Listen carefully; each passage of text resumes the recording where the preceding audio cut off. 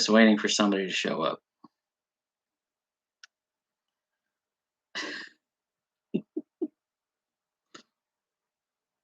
Everyone's late to the party. Uh, Hello there. How are you today? Wonderful that you could spend your. Is it Friday? It's Friday. Yes, it's Friday night, and I'm very happy that Jenneryon 4043. How are you today? Can you hear me? Tell me if you can hear me.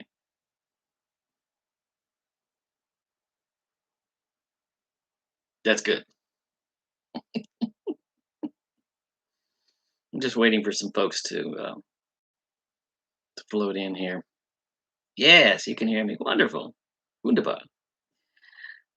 If you forgive me, I'm just going to babble for a second because I'm waiting for some folks to come in here. I want to tell you what happened to me the other night.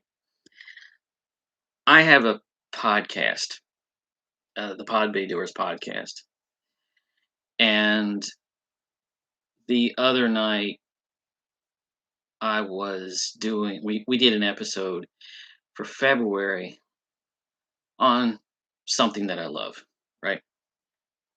So one thing that I thought, okay, I'm going to do an episode on something that I love. So we did one on Mystery Science Theater 3000, which is one of my favorite shows.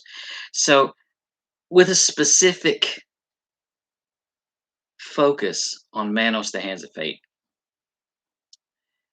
which meant that I had to watch Manos: The Hands of Fate twice without the. I watched three versions of it, right? One without commentary, the other the original show, and the third one was the Riff Tracks Live. Just because a movie that bad needs padding. But I watched it for the first time without any commentary, and I will not say that it was the longest movie ever made, but I will say that it was the longest movie ever made, even at an hour and 14 minutes. And I'll tell you this, even with the commentary, I sat there and it just felt like there were just long stretches where I'm going, why am I doing this? Why am I watching this? I'm bored to tears. I can't take this. I can't handle it. I've got 20 minutes to go in this movie and I've got to watch it two more times. I'm like, I don't think I can do this. So it started to put me in mind of guys who do bad movie podcasts, where they sit every week and they'll talk about a bad movie, as the bad movies rule or confused breakfast or um, uh, we hate movies or something like that. And they sit and they watch bad movies every week. I couldn't do that. I would lose my mind.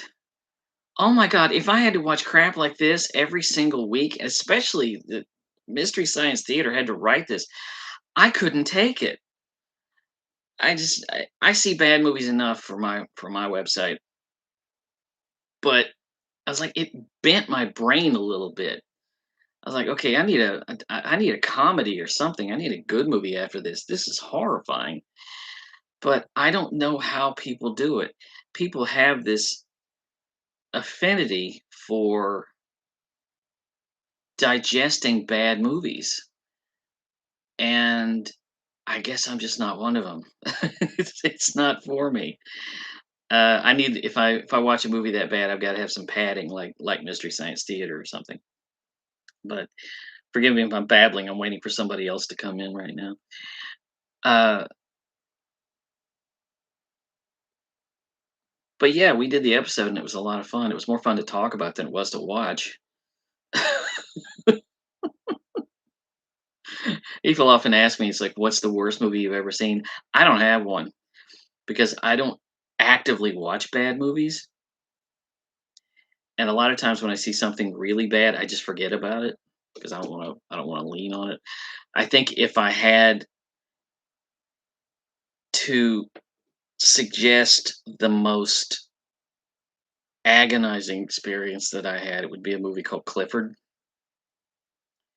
It was a movie with Martin Short where he plays a 10-year-old. That was the most maddening experience I think I've ever had watching a movie. I was writing for a newspaper and I had to review that.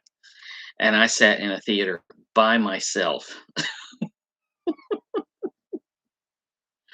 That was horrifying. But anyway, I'm hoping some other people will drift in here so I can't keep babbling forever. But um, I'm glad you're here. It's very nice to have you here. And anyway, is there anybody else here? I guess not. But no, I didn't watch it twice. I watched it 3 times, and that oof, I never wanna see that again. But,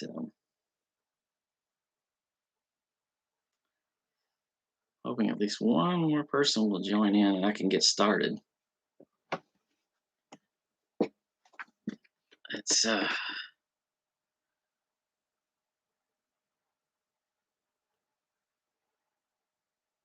set this to subscriber only, but oh, what the heck, I'll get started. My name's Jerry. Welcome to the live stream. This is probably gonna be the only live stream because what else am I gonna talk about? And that's the big question. What am I what can I talk about on a content site? Well, a lot actually. I created this channel as a space because I got frustrated with I got really frustrated with you know try some. I remember I got really frustrated looking around the internet for um, episodes of Siskel and Ebert because they just were not there. You kind of like Clifford. Glad you enjoyed it. You can have it. I hated that movie. I but anyway, I got kind of frustrated looking around the internet for episodes of Siskel and Ebert because they just weren't there. And what they were, they'd be on YouTube and in fragments. You'd find a review here, a review there, but there was no place to have everything. It was I wanted a complete space just for Siskel and Ebert, and even when it was professionally done, if you can actually call it professionally done, it wasn't what I wanted. I got excited about 15 years ago. There was this announcement, and this is while Roger was alive. There was this announcement that they were going to put up Siskel and Ebert episodes, and they were going to be in a database. And I thought, well, wonderful. Now I get to see all the episodes I didn't get to see.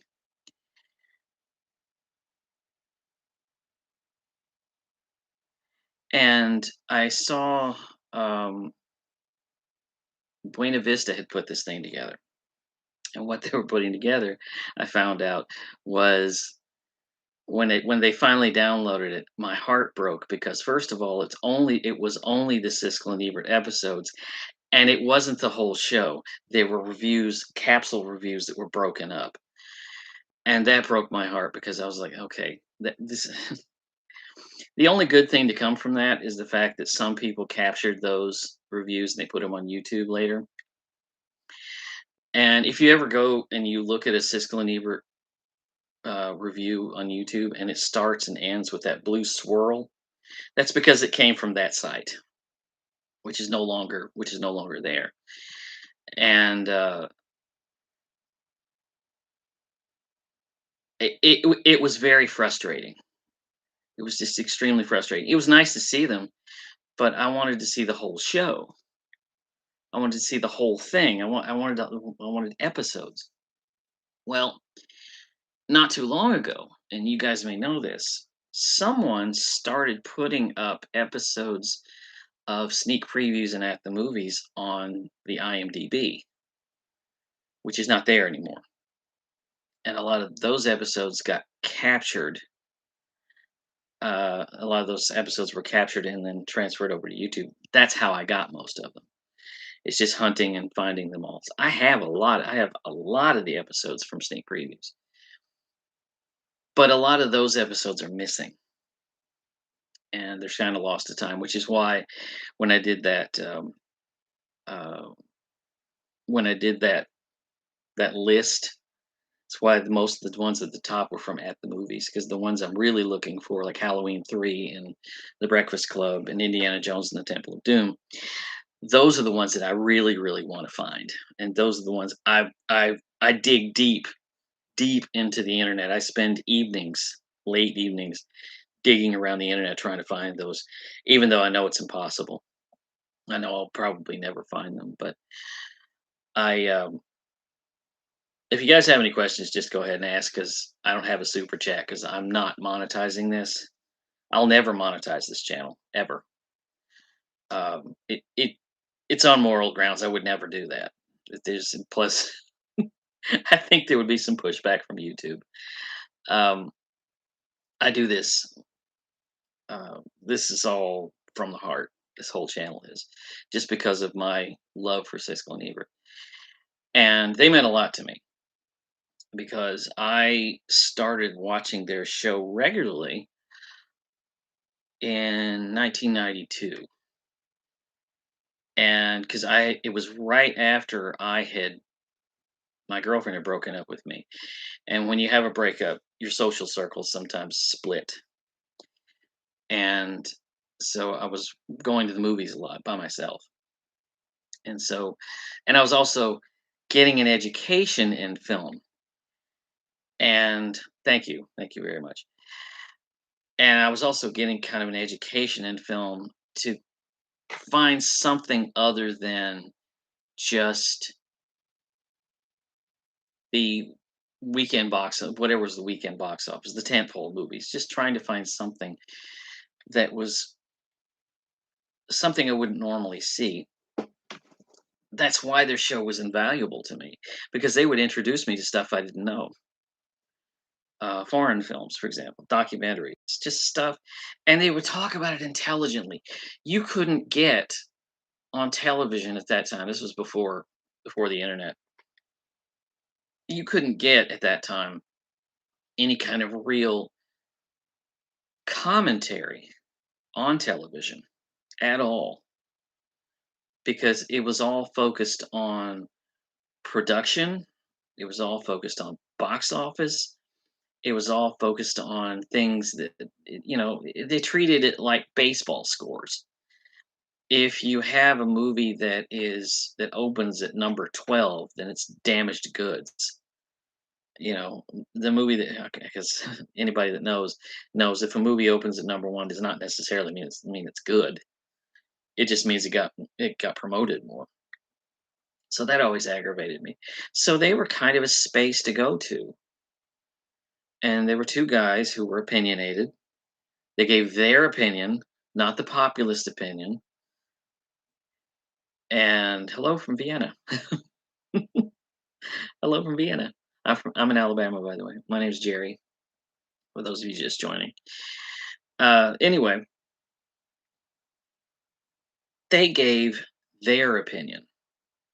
And I so appreciated that. I so appreciated the fact that you could have two guys who would actually speak on films intelligently, and you could tell that they'd seen it and they had thought about it, and um, uh, they had they knew what they were talking about, and they weren't afraid to give their opinion. They weren't just telling you what you wanted to hear. Oh my God, so many critics I think are like that. Just tell you what you want to hear, or talk about something other than the quality of the film. And I enjoyed their combativeness. I can say that. I enjoyed the combativeness of them because it gave it an edge that I'm gonna be perfectly honest with you, I don't think Roger ever really had with Richard. I liked Richard Roper, but that brotherly combativeness between Gene and Roger just wasn't there when Richard came on board. They were too friendly with each other.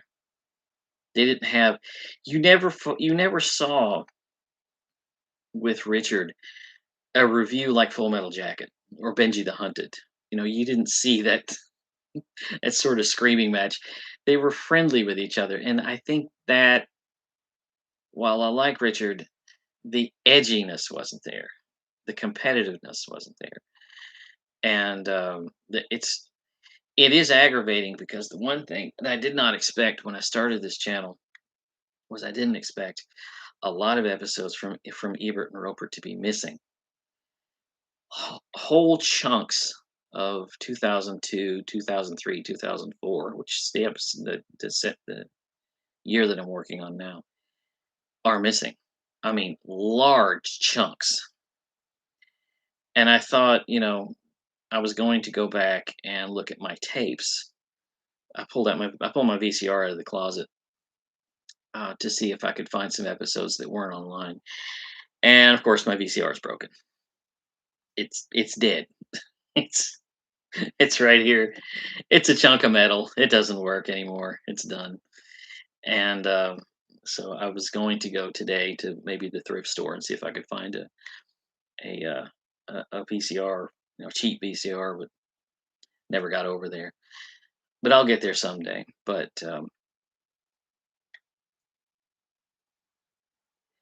yeah, the Scooby Doo reviews. I have the Scooby Doo review, but I have half of it. They got someone started recording it and then put it up, and it cuts off. Right after they talk about the movie, and then they start talking to each other, it cuts off. So I thought, why do we even want to put this up? Why? It's a fragmented review. I don't even like putting up incomplete episodes, to be honest with you. I'd rather find the whole thing. It kind of breaks my heart to put half a review, put half of a show up. Um, but I have on my computer more incomplete episodes, a whole bunch of incomplete episodes that I've never put up on the channel because I'm waiting for the rest of it to unearth. Some of them I have. Some of them I put in pieces, and I hate doing that. I want the whole show. I want the whole thing. That's why I hated that Buena Vista site. I want the whole thing. I want the whole entire show. And it gets frustrating sometimes looking for these things. Now, what excites me is when I find something, excuse me, when I find something that I didn't know I was going to find. The Nightmare on Elm Street 3 a review. I never thought I would find that. I was just lucky. It was just on a link somewhere on a message board. And I was like, okay, this is actually what I've been looking for because I couldn't find it anywhere else. And I like moments like that. I'm hoping that'll happen with Halloween 3 and Breakfast Club and Temple of Doom. But um, I don't know. Sometimes I guess maybe they don't exist. I have no idea. I this is kind of weird. I have now I think 4 channels, 4 YouTube channels, and this is the one that I post to the most. I don't know all of YouTube's policies or how it works, but there are times when I swear I don't even know what's going on. There was an episode that I posted Right after I got started, it was in the sneak previews. I think it was in the sneak previews era. It was the episode where they reviewed Alien, and one of the movies they reviewed was a terrible forgotten movie called The Promise. And for whatever reason, that movie got flagged. That was the movie they had a problem with. Not Alien, that movie. The movie nobody cared about. The same thing happened when I uploaded the one with Freddy Got Fingered. I was like, who is protecting Freddy Got Fingered? Really? Who is protecting Freddy Got Fingered? Why do you care? By this point, that movie should be streaming on free on YouTube. I don't even get it. But I get pegged. Excuse me. I get pegged all the time for stuff and for crazy reasons that I don't even know. I remember one time there was an episode. I think I eventually posted it, but I had to do some finagling. It was an episode in which Gene and Roger were on the Oprah Winfrey show. And I get this. I posted the whole show and it got blocked. And when I went to check, because what you do if you don't know, if you don't own a channel, what happens is it says blocked. You click on content and it'll tell you this is the part that was blocked. And then you click on it, it'll bring up a window of your video with the timeline under it. And the part that they object to is in a little gray box on your timeline. And when I brought up the Oprah Winfrey episode, it went from here to here.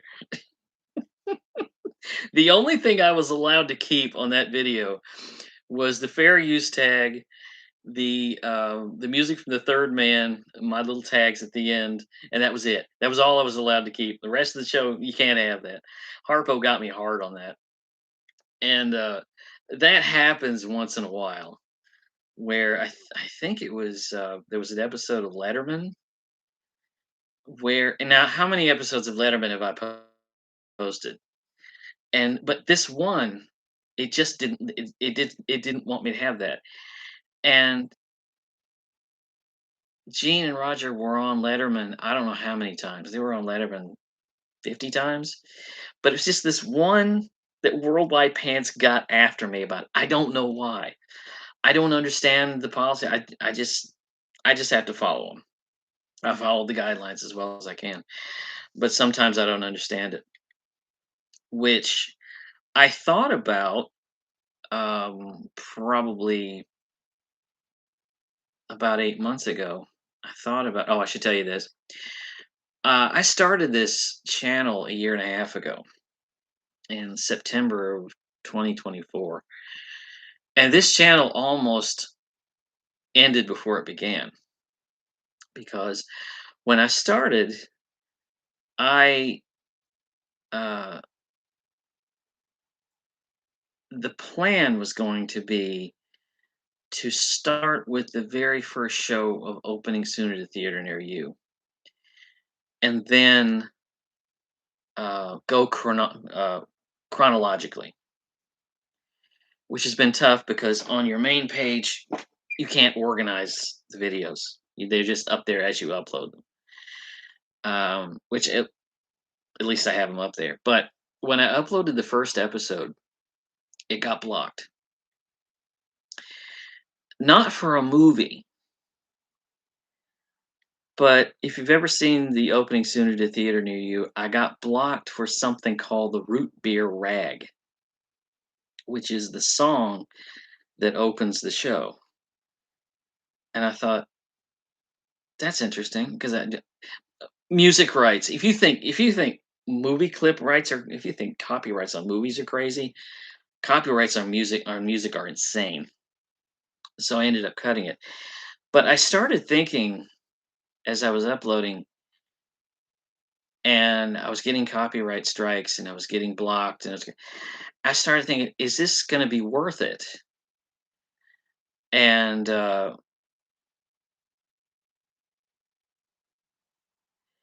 think it was going to be. I was thinking, is this going to be worth it? Is it really going to be worth going through all this headache? And eventually, I think I got into the sneak previews episodes, and it was fine. I didn't have a lot of problems. But met Roger Ebert at Con. Yeah, I met Roger Ebert too. I went to Ebert Fest in 2011. I got a ticket to Ebert Fest.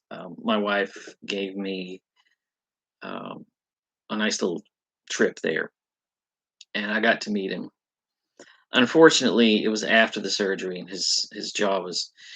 But he knew who I was because we had been texting. And excuse me,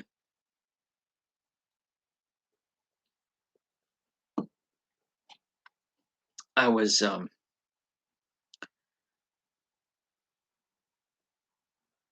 I had been emailing back and forth with Roger because I had responded several times to his Answer Man column. And at one point, I started sending him unsolicited quotes from his show, really funny quotes. And to do an entire, he decided to do an entire section of his Answer Man column just with quotes from the show. And he had me do that for him, which was really nice.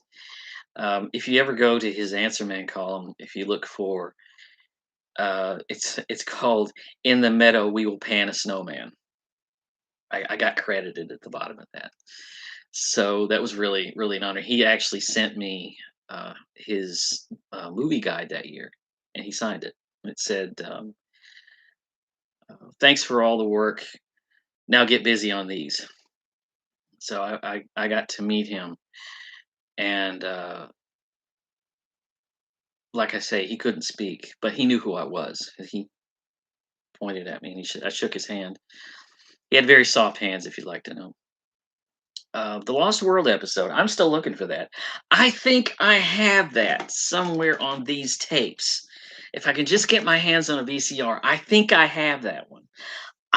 This is driving me nuts. I have a tape called Siskel and Ebert episodes. There's a piece of tape on it. It says that I know that I recorded these things.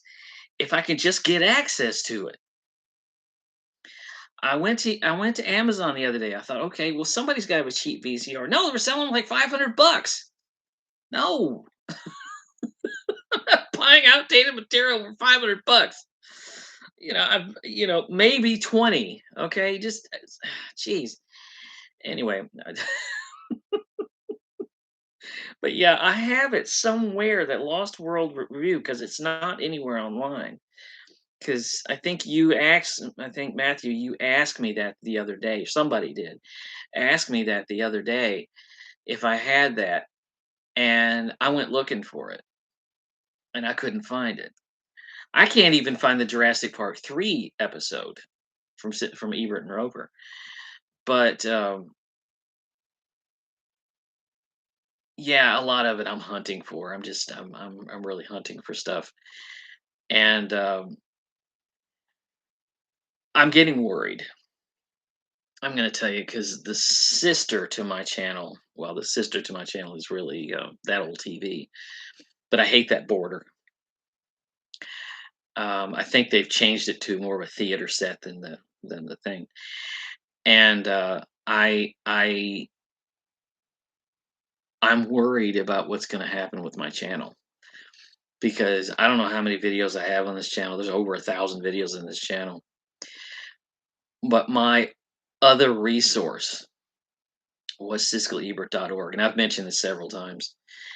That channel for a long time was the only real resource. It was the only place, excuse me, that I could find them canonically.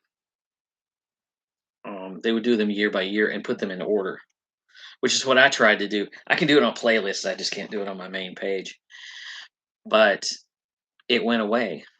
And as far the last time I checked, it's still gone. And I don't know. I don't know if it's ever coming back. There's some rumor that they're going to start doing something new, which worries me. Which again worries me because I don't know what's going to happen to my channel. I don't know what's going to happen.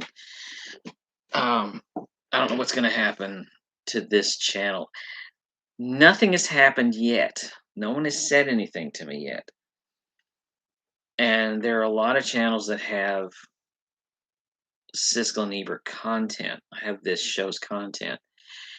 And I don't think, I don't know. I've never gotten a notification. Maybe it's because they were paying for the domain. I have no idea. Maybe it's because I don't know. I don't have any idea. I'm not monetizing this. I'm not There's no money changing hands here. Like I say, I just do this out of love. I would never monetize it. I got the idea at one point to do a Patreon, but I was like, that's not fair because it's not my work. Why would I do that? I was like, well, that was a dumb idea. Why did you even ask that? But but it's all here, and as I'm digging stuff up now, I had a lot of fun recently because I was finding a lot of Gene's news reports and a lot of Gene's reviews away from the show because you see Roger all the time. You never see Gene anywhere. And when I did that, I mean, it exploded. That is the most popular thing on my site. And yeah, they reviewed Passion of the Christ in '04. And again, that's another episode I can't find. I don't know what's going on with the Ebert and Roper episodes. Just I guess maybe no one recorded them. Maybe they didn't think they were as special. I know I did. I know like I say, I've got a tape over here that says Ebert and Roper on it somewhere I pulled out the box, and again, when I can get to watch the tapes, the uh, but that yeah, that Passion of the Christ, that was I remember they both liked it, and it's another episode. It's on my list. It's on my very long list of missing episodes, and it's a hunt to find stuff. It is also getting to be a bit of a trial to find stuff. I have a rule with this channel. If I upload something, it has to have Gene or Roger on it, which is why I think I'm going to stop after Roger leaves on a medical leave. You know, when he left the show, I think in 2006. I think I'm going to leave then. I think I'm going to stop then and just see if I can find stuff from the past, which is the stuff that I've been doing. And but I was I really want to find more Gene stuff because I'm telling you, the one where he is giving crap to that guy on the Channel 2 news is my number one video by a country mile. I want to find more stuff like that because I or the one where he makes Paul McCartney mad. I'm looking for stuff like that, and it's getting harder. They're getting harder and harder to find.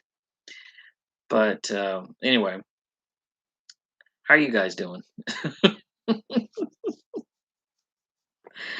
I had a list of talk points that I was going to have for this, and I've run out of my talk points. But I am so glad that everybody enjoys this channel. I'm so glad that you guys are here for it. I love your comments. I read every comment that you guys send me because it pops up on my phone. And even if I don't respond, believe me, they're getting my attention. And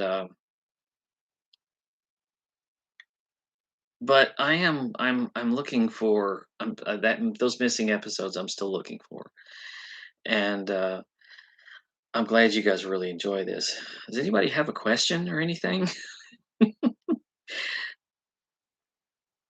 See, I'm probably the youngest viewer here at 17. Well, I'm glad you're discovering. I'm glad you're discovering Siskel and Ebert.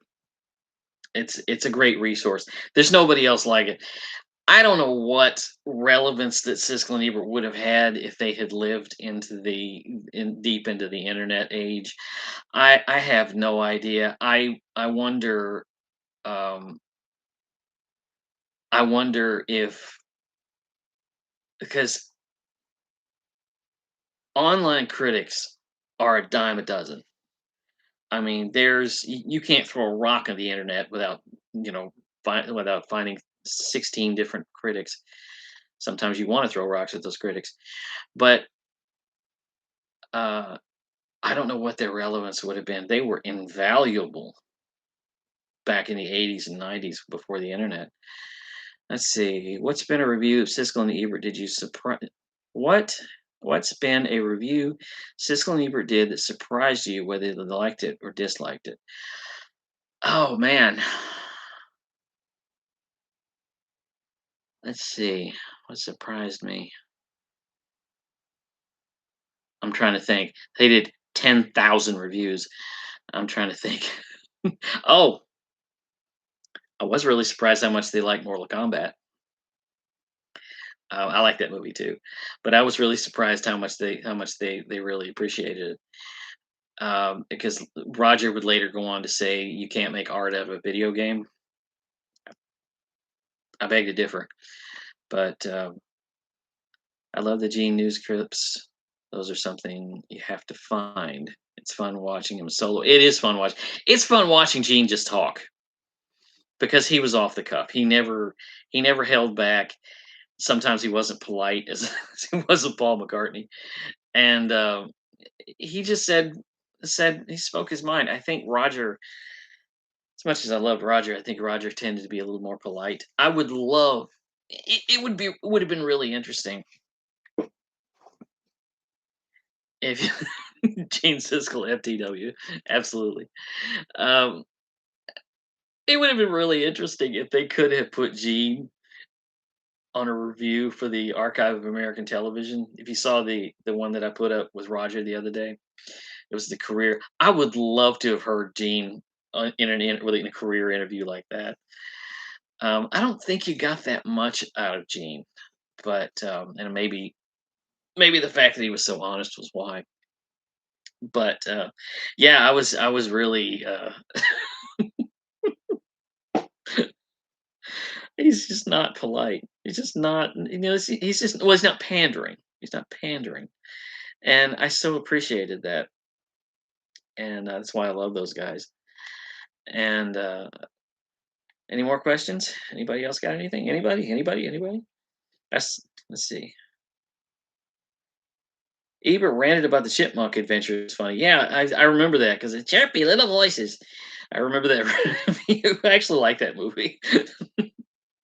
I actually saw that. I was a teenager. I saw that in a theater and I loved it. I love the chipmunk. See, I personally find Ebert, Siskel the only critics I treat seriously because they were the most down to earth critics, especially. Yeah, absolutely, 100%, 100%. Even with Richard, even the complaints that I have with Richard. Um, if you want to know what I mean by pandering, watch the episodes where it was Mankiewicz and Lyons after Richard left. Watch that brief show. That's what Siskel and Ebert could have been. That was a nightmare. Thank you, thank you. I appreciate that. What's a film they didn't bother to cover that you would like to? Oh wow, um, there's a lot of them. They never did a review of The Empire Strikes Back when it came out. They did the special edition, but they didn't do it when it came out because back then, in 1980, they actually took a summer break. So I would love to have heard them talk about that. And generally, the ones I want them to talk about are the reviews I can't find. Oh, I would love for them to have talked about, and I want to talk to you guys about this. One of my most wanted is Jason X. They reviewed it. Roger and Richard reviewed it, but I cannot find that episode to save my life. It's probably on one of these, but who do you end up agreeing with the most? Roger, usually, usually Roger. But being that they agreed most of the time, but most of the time it was Roger because I thought Gene could tended to be a little nitpicky. What was that review I was watching the other day that they were? Oh, Benny and June.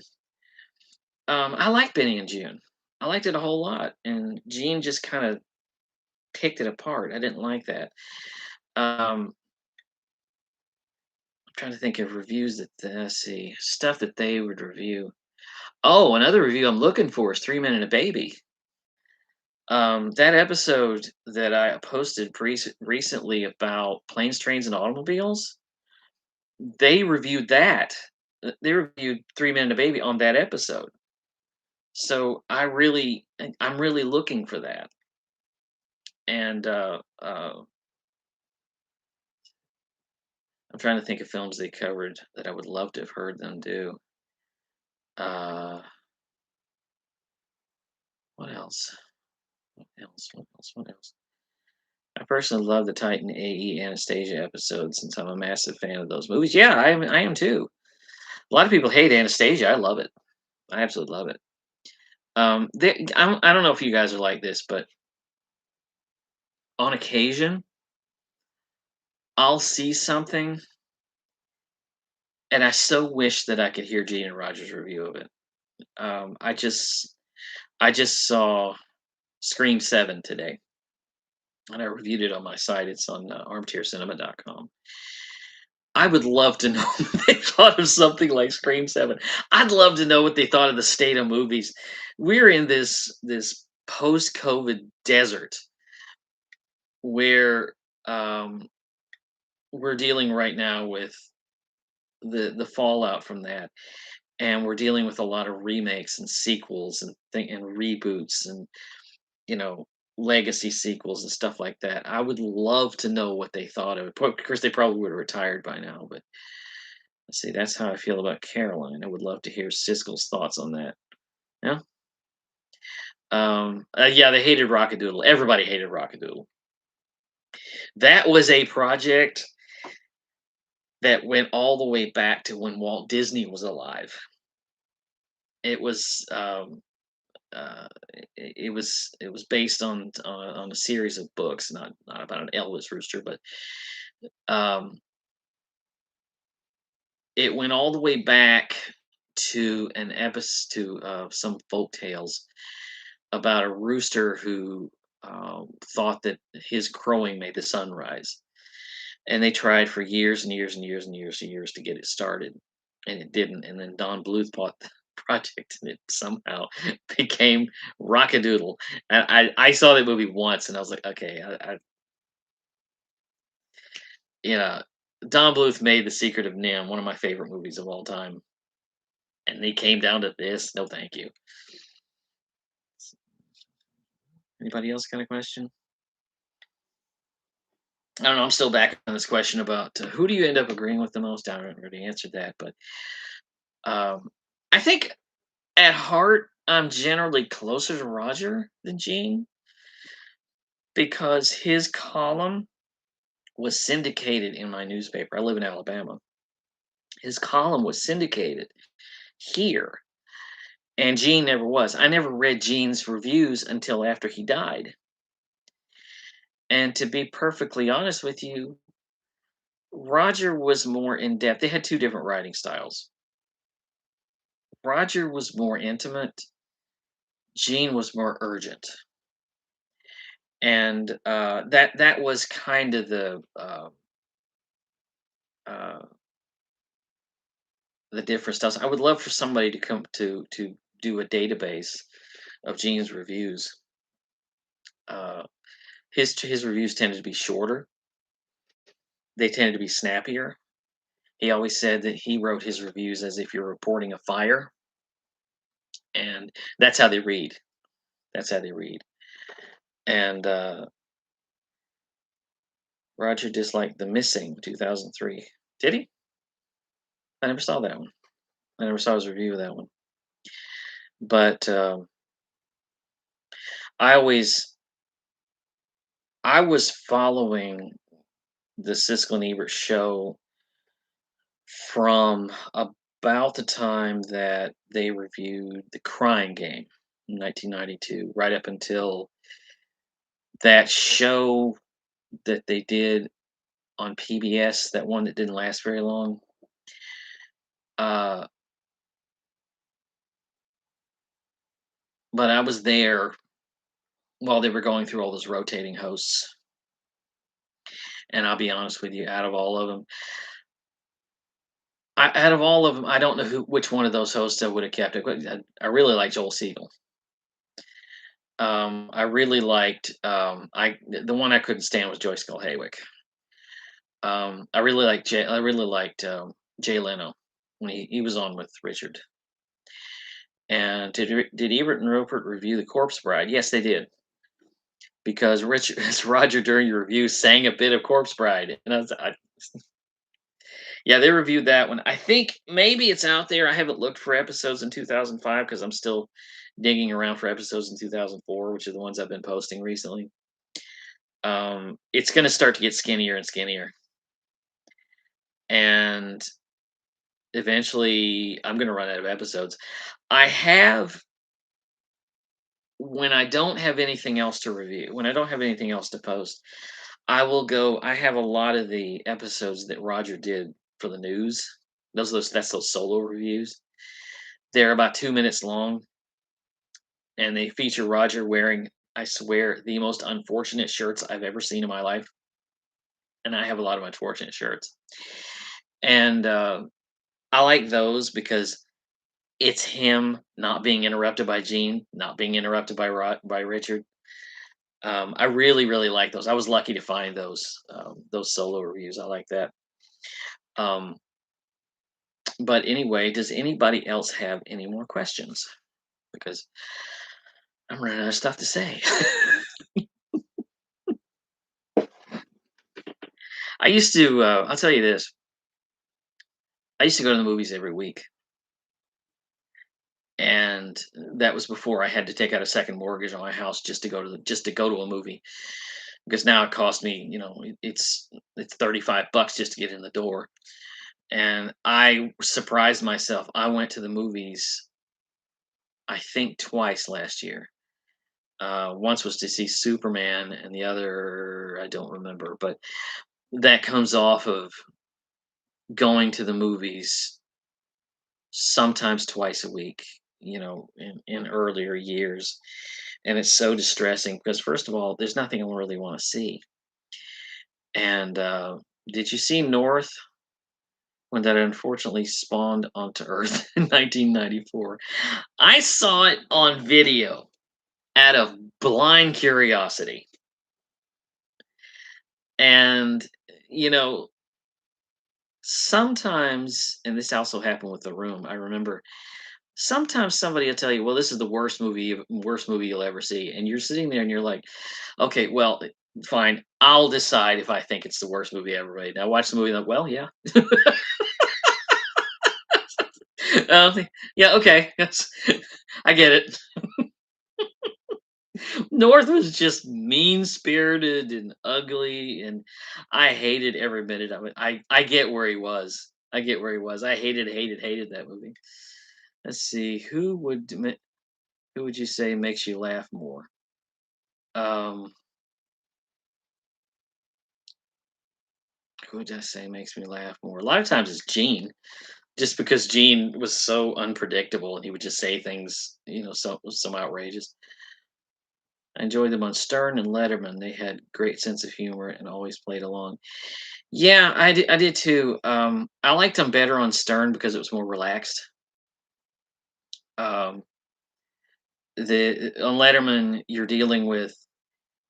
I'm going to be honest with you. I was never really a big fan of Letterman because when Roger and Gene were on Leno, on Jay Leno, Jay seemed to have, because Jay loved movies.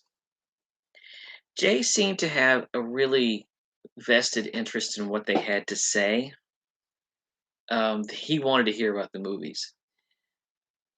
Dave didn't watch a lot of movies by his own admission, and he's trying to make jokes, and he's trying to make jokes, he's trying to make jokes, and he's trying to make it funny.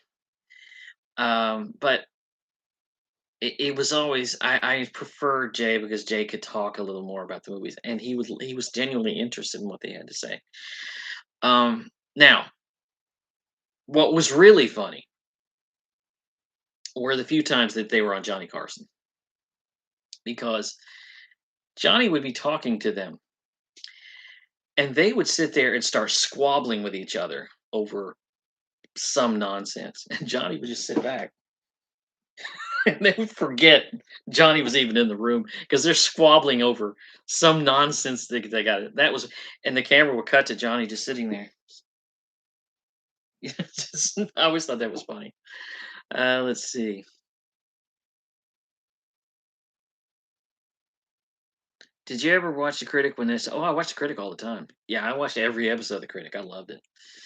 Um, Cop and a Half review was more about ranted from Siskel. I get both of their reviews. I get both of their points of view. It's not that bad, but it's also really terrible. I don't know. I was kind of in the middle with that because it's a movie that it didn't melt my face off, but at the same time, it wasn't very good. And I guess now that I've gotten older, it's if I went back and watched it, it's probably kind of aggravating. Let me put it this way: it's a movie I took my mother to see, and she enjoyed it. So I enjoyed that. Roger was so off on how Home Alone 3. You said it. I don't know where in the world his brain was. I think it may have been on the grandchildren. I don't know, but that was that. I I was always aggravated by their review of the first Home Alone because, and I think I know why. I think I know why. Because I've noticed if you watch Home Alone by yourself, it's not as funny. You have to have a room full of people. You really, if you see it in a theater full of people, you're going to enjoy it more. They saw it in a private screening room just by themselves. I think that may have contributed to it. I didn't like Home Alone 2. I still don't. I never have. Even as someone who liked the third on Roger Ebert show,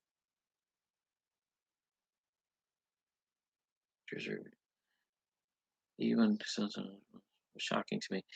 Yeah, I was like, Roger, what are you thinking? Now, don't recommend this. The only point of interest is that it had a very young Scarlett Johansson, but other than that, it was just garbage. Yeah, I didn't like that movie at all. But um, my favorite reviews. What are your guys' favorite reviews from Siskel and Ebert? Because I really loved it when they reviewed The Godfather. On its 25th anniversary, I really loved it. Just how much they love that movie, because that's my favorite movie, and just how much they love that movie. Um, and when they surprised you, like when they saw Kingpin, and how much they love Kingpin, and you wouldn't expect them to love a movie like that much, but uh, they were. Let's see, what's another one? What's another one that really surprised me? Well, Mortal Kombat was the big one. I'm trying to think. Oh, there's another review I'm looking for that I've never seen anywhere. Uh, and that's their review of Mighty Morphin Power Rangers from 1995. I can't find that show anywhere. I've never seen that show. That was during a time when I was watching the show on my local CBS affiliate, syndicated, and there was some kind of deal. So for like a year, I didn't get the Siskel and Ebert show since from like well, actually, it was longer than that. It was from the fall of '94 until late summer of '96. So almost 2 years. Um, One of my favorites is their review of Leonard Part 6. Oh my god. I never saw Leonard Part 6. I'm fine. I like I said at the beginning of this, I don't know how people have such a diet of have see people have such a diet of bad movies because I couldn't do it. It would drive me crazy. The people who do those shows that are, the people who do those shows like the Bad Movies Rule and, the We Hate Movies and what's another one? Confused Breakfast, the guys who do bad movies, like, every single week, I couldn't do it. It would drive me crazy. I'm always on the hunt for good movies, I couldn't stand it. Ghost Dad, what in the world?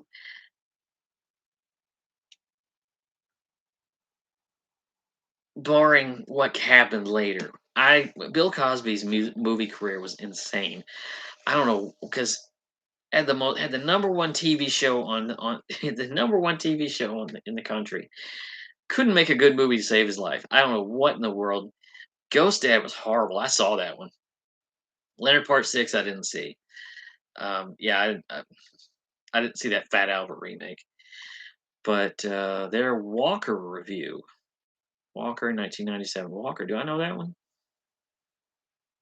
Are you referring to Firewalker with Chuck Norris? I don't know. I don't know Walker. Um,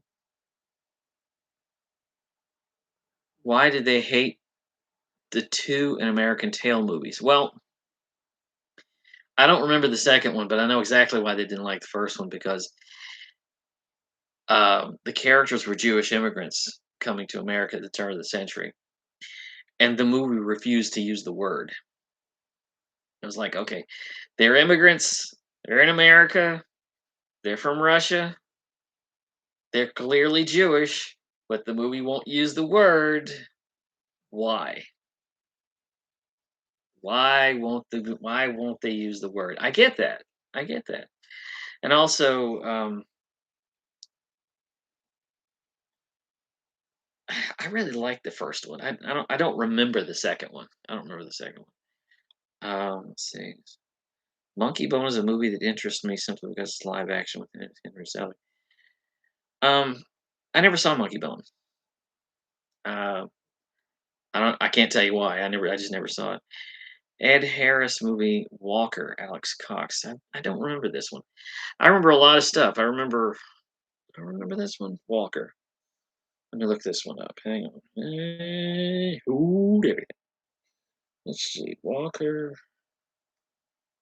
What year was that? What year? 1987.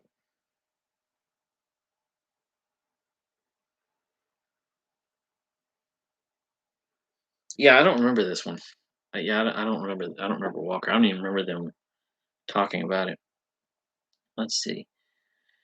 American Tail 2 had a voice role for Jimmy Stewart, and I think it was his last performance. I'm a Jimmy Stewart fan, so I guess I should be a completionist and see that one. I don't know. I never saw American Tail 2. The Five Goes West. I never saw that one. Um, but let's see, anybody else? Um, what's really funny today? I saw Scream 7, which is odd because I've only seen one other Scream movie. It was terrible, and this came after spending my time watching all of the Best Picture nominees this year, and almost all of them, all 9 of the 10 were of good quality. One that I couldn't stand, but after watching a volley of good movies and then arriving at Scream 3 was like a slap in the face. That was fascinating. Siskel and Ebert finally got me to understand why letterboxing exists. I kind of came to it on my own, but when I saw it, uh, letterboxing was one of those things that you kind of just got used to. My mother couldn't stand it because she says I can't stand the black bars. It's like, okay, if you're watching it, quoting Roger, if you're watching it, you're seeing what's in the middle. You don't notice the black bars at the top and bottom. Of course, we don't really have letterbox anymore because we got widescreen TVs. But I was watching the other day while I was uploading some videos. I was watching Siskel and Ebert's reviews on the show on colorization because I love that, and I love how just exactly how nervous they were that this thing was going to become a thing. And the funniest thing about that episode is Gene points out that the Frank Sinatra movie where they made his eyes brown, old blue eyes is now brown, now old brown eyes. We're back, a dinosaur story or the Land Before Time. Oh God, Land Before Time. Oh God, yeah, Land Before Time. In 100 years, we're back, a dinosaur story was terrible. Um, Land Before Time opened on the same day as Oliver and Company. I went to see Oliver and Company at the theater, and it was sold out. So I ended up at Land Before Time, and I fell in love with it. I never saw the 47 sequels that came out, but I saw Land Before Time and I fell in love with it. I thought it was terrific. And then the next week I went back and saw Oliver and Company, and I was like, Land Before Time was better. If that hadn't been sold out, I would have never seen this. But yeah, dinosaur movies. You know what I didn't like? Dinosaur. You remember that? You remember the 2000? Remember that? Did Roper and Ebert and Roper review Brown Bunny together? I have no idea. I don't remember if they did or not. Let me see. But no, I remember going to see Dinosaur, the Disney movie from 2000, the one that nobody remembers. And I was just like everybody else. I saw that trailer and I was dazzled by it. And I was just absolutely just dazzled by what I saw. And then let's see. Hold on one second. I'm sorry. Yes, they did. It was the same episode where they reviewed the remember the movie Hero, the kung fu movie? Same episode where they reviewed that. Um, what was I talking about? I was having a thought. Oh, dinosaur. You saw this marvelous animation in the trailer, and then you went to see the movie, and hey, the dinosaurs talk. It kind of, yeah, I was like, why are they talking? It was better when they didn't talk. And then I saw the movie, and I was like, okay, the dinosaurs look fine in that movie, but after Jurassic Park, everything else isn't also ran. You know, everything else falls behind it. After you've seen Jurassic Park, it's just not that impressive. So, yeah, I remember when Roger reviewed Brown Bunny because um, he hated it, and then I think it was he saw the full review of it. He saw the full version of it, and he gave it a different review. But he got in a fight with the guy who was in the movie. Um, but yeah, I never saw Brown Bunny. I just never had much interest in it. But let's see. Has anybody else got a question? I've started going back and watching movies from the past just because I don't want to watch anything. I don't have any interest in anything anymore, in any new movies anymore. Um, you gave the movie 3 stars. As a recut, if I remember. Yeah, yeah, I think so. They re-reviewed it, kind of like you remember when they reviewed Once Upon a Time in America, and the review that he gave, the cut version was like was like half a star or one and a half stars, and then he reviewed the full version, gave 4 stars. I've never seen that one, and I've never seen the Brown Bunny. Um,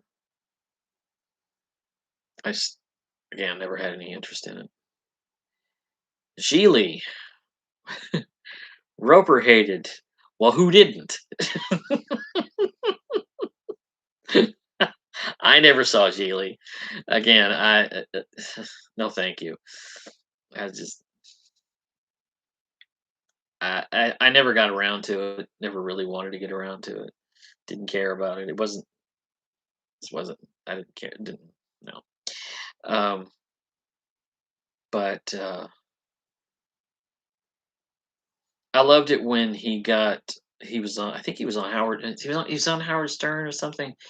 Roger was, and he uh, Deuce Bigelow. Rob Schneider called in and said, "How could you say what you did about what? How could you say what you did about the first Deuce Bigelow?" And Roger said, "How could you make the second Deuce Bigelow?"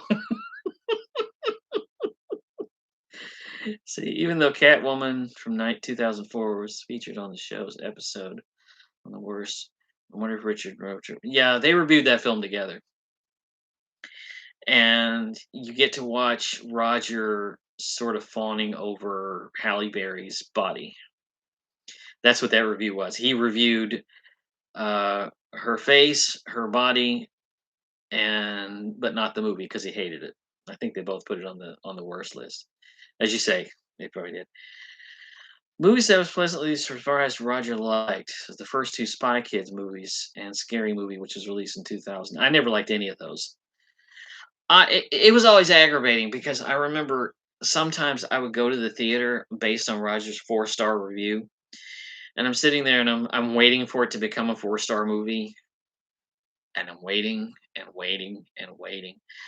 I was that way about a movie called Strange Days, which was okay, but he gave it 4 stars. He thought it was magnanimous, and I'm sitting there, okay, I'm not seeing a 4-star movie here. October Sky in 1999 was, yeah, I saw it in science class in 2003. I never saw October Sky. Just something I haven't gotten to. There's 1,000 movies I haven't gotten to. But um,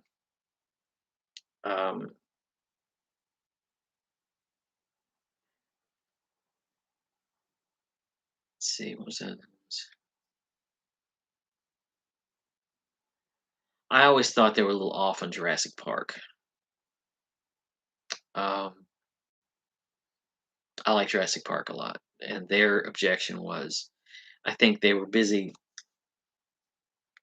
comparing it to Jaws, and I thought, they were upset because the dinosaurs looked so great, but the characters were only half written, and um, I never agreed with that. I like the characters. I like Jurassic Park. Let's see, Pay It Forward is another example. I can see the movie Shocked. He liked it. I watched the movie in the sixth grade, I believe. I saw Pay It Forward. I hated the ending. It was a movie that had good intentions but had no real place to go. I felt it was kind of it was okay. It was kind of I don't know. Never cared for it. And I haven't, and for obvious reasons, I haven't gone back to it. And but what really aggravates me is when you really have a movie that you love and you'll watch Siskel and Ebert and they'll point out something about it. My second favorite movie behind The Godfather is Fantasia, and Roger just kind of tore the ending of that movie apart, and I was like, "Oh, shut up, Roger." Everybody has an opinion, but yeah, I love the ending. I love Fantasia is my second favorite movie after The Godfather, but I really really like that. But anyway, anybody else got any questions? I think I've answered pretty much everybody. But I want to tell you how much, and I've said it before, but I'll say it again, just how much I appreciate everybody. This channel is nothing without you guys. And I am excited to do this. I don't know how long I'm going to be able to do this. I still have a lot of content to come up, but and I don't know forthcoming what they're going to do. They've taken out They've taken down siskelebert.org. I don't know if I'm next. I haven't heard anything. I haven't heard anybody get shut off of YouTube for doing this, but we'll see. And I certainly appreciate your support. Thank you for being here. Thank you for listening to me babble. And we're gonna shut this thing down because I'm hungry. You guys take care. Keep commenting. I'll keep posting. Everybody take care. Bye.